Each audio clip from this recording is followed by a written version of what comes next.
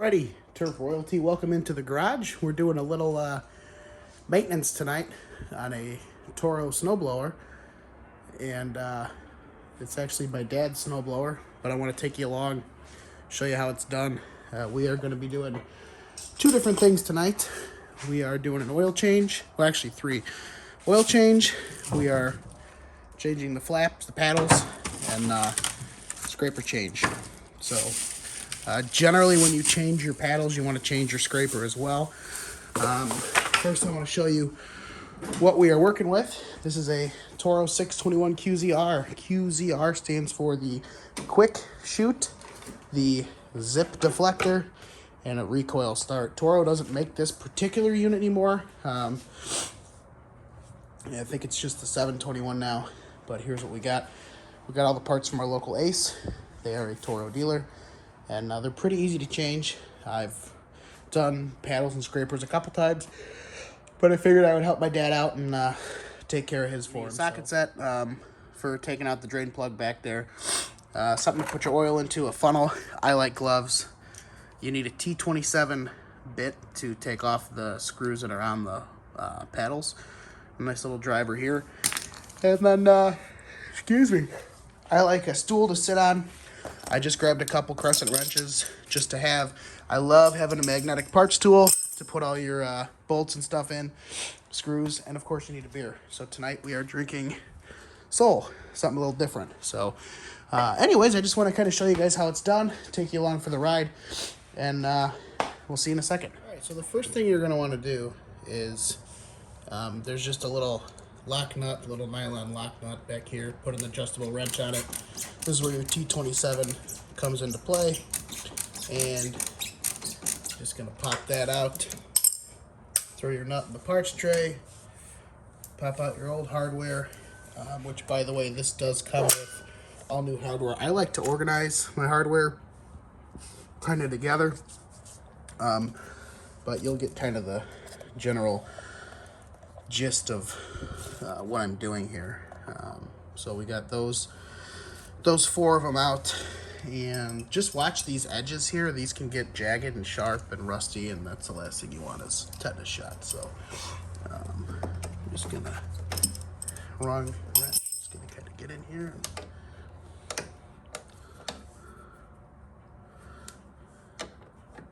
get onto it, and then get your T27 in there.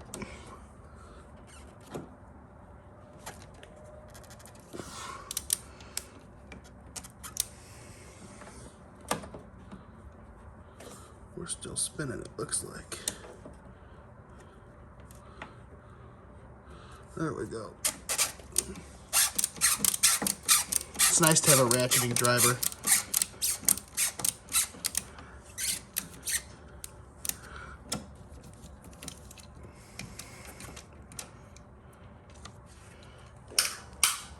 So there's four of these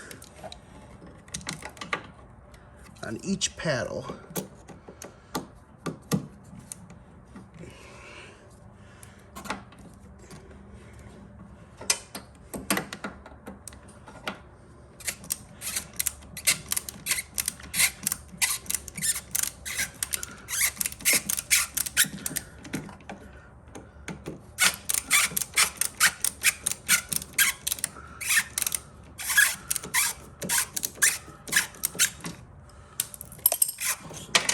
That one.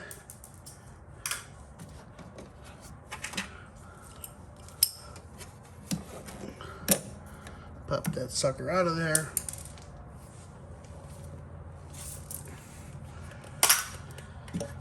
And now you're free. There's four on each one.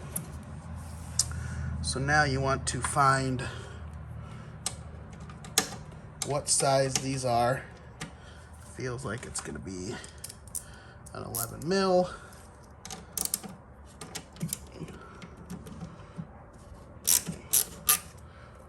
And now we need that wrench again.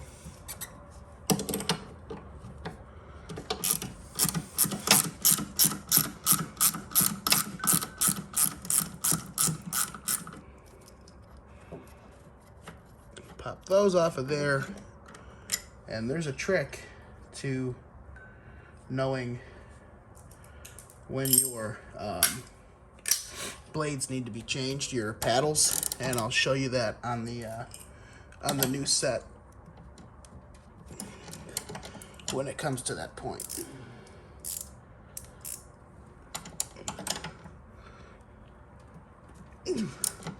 Yowzers, this one's tight.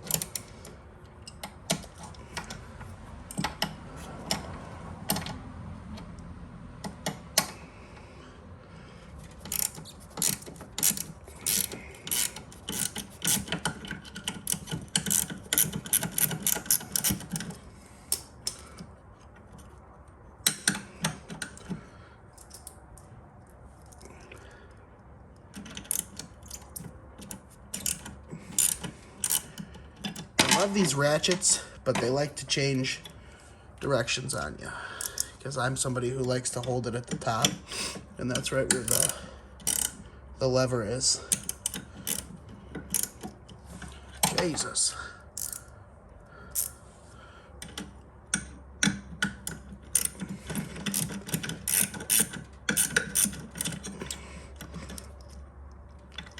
Come on, girl.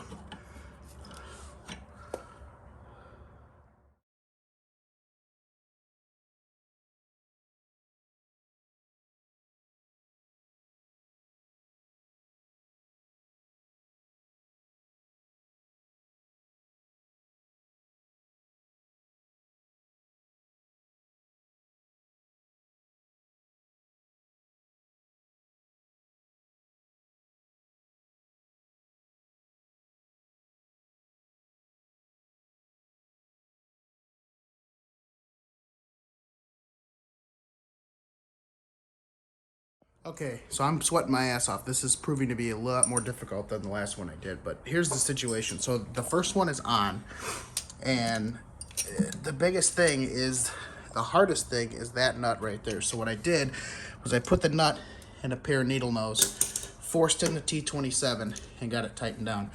You want your wear indicator to go right there. So that's your wear indicator. You can see the difference in this. I'll line it all up exactly how it is.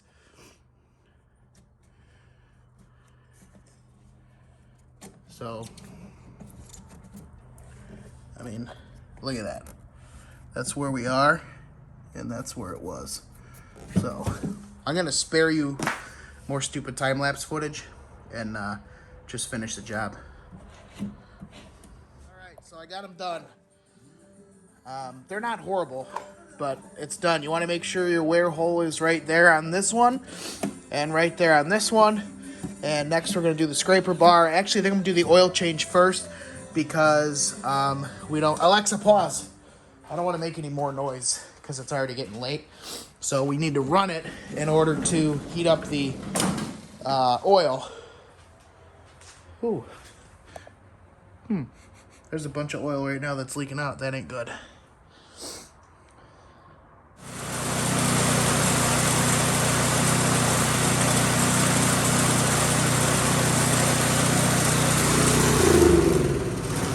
So you always want to run these for a minute before you change your oil. You want the oil to be warm. So we're going to grab the tools we need to pull the dipstick, or the drain plug, sorry. By the way, these are designed to be set on the housing like this. If you tip them back for too long the way I had it, oil will actually come out of the breather. Where'd it go? The breather tube. It's not a huge deal, but just throw a little paper towel down over by there. And you're so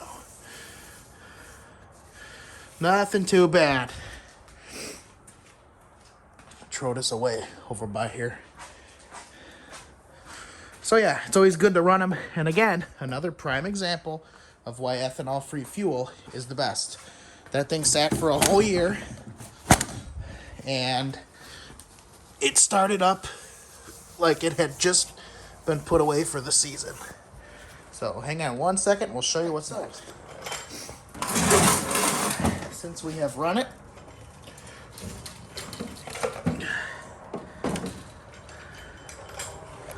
and just set it down here.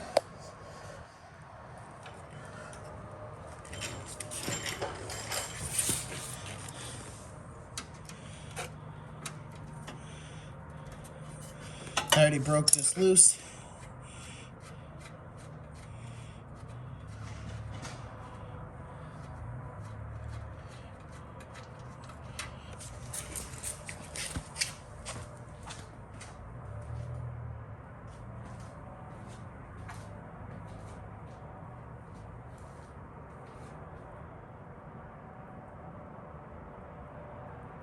This is a 10 millimeter.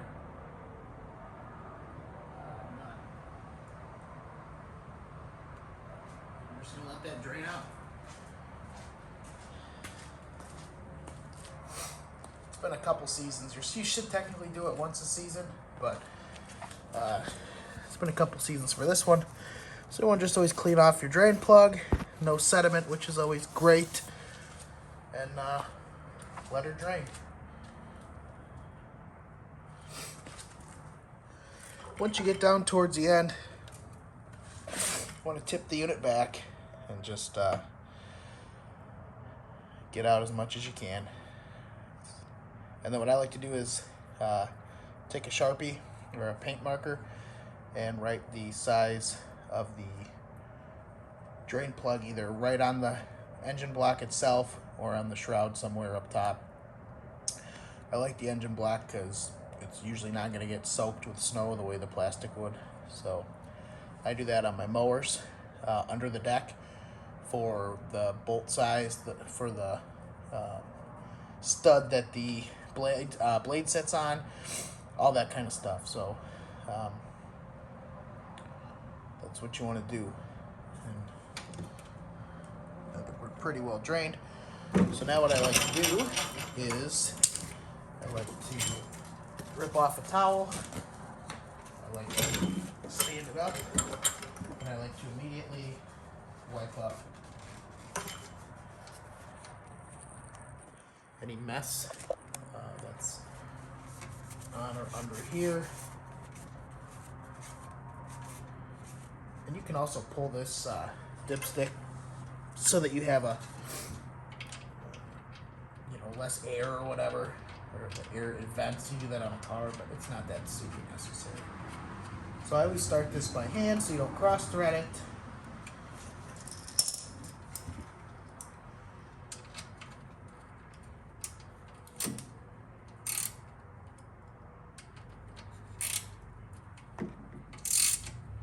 You don't need to tighten it super tight. Then I like to take a little carb cleaner, just spray that real quick, and then hit it with the same towel so that your mess is all cleaned up. Now I'll take my Sharpie and I will write 10 millimeter with an arrow pointing to that. Now you're going to want to stand it up for this part. You are going to want to grab your oil, which is right here. This is what you want to get. 20 ounces. Pop this bad boy off. We're totally dry, which is great. Grab a little funnel. Let me set you guys down real quick.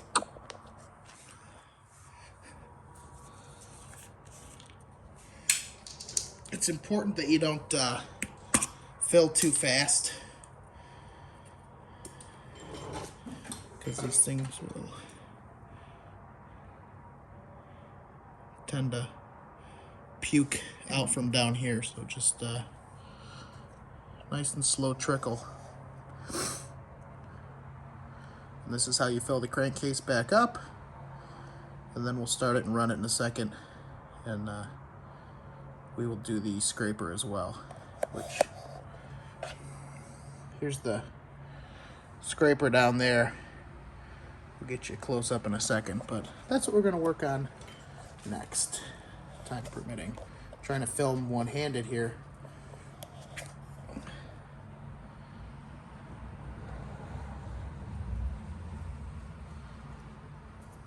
And while you have it flipped over, you want to kind of inspect your drive shafts that come out of there, and your cables that are visible, and anything like that. I like to lube up the shaft that the quick stick directional control slides on, just so that it slides nice and smooth. And we'll let this oil fill that up, and we'll do the scraper. So next is the scraper. Part number 133-1-5585P. And what's one of the great features of these units is this spring-loaded scraper that always makes contact with the ground. So it looks like it's just taking out the bolt and the nut, popping the spring, popping it on. So hopefully it's a little easier than the old flat. For the sake of time, got to put the little guy to bed. Super simple to do the oil change on the scraper. The paddles are a little harder, but just a little bit of perseverance and the right tools make it go super easy. Just make sure you line up the wear hole with the surface it's going to be contacting. Run your unit to get the oil warm so you get all of it out. And these little things like this, your oil changes, your parts, these will keep these Toro machines running for years and years to come. I mean, as you can see, I'm a huge Toro fanboy.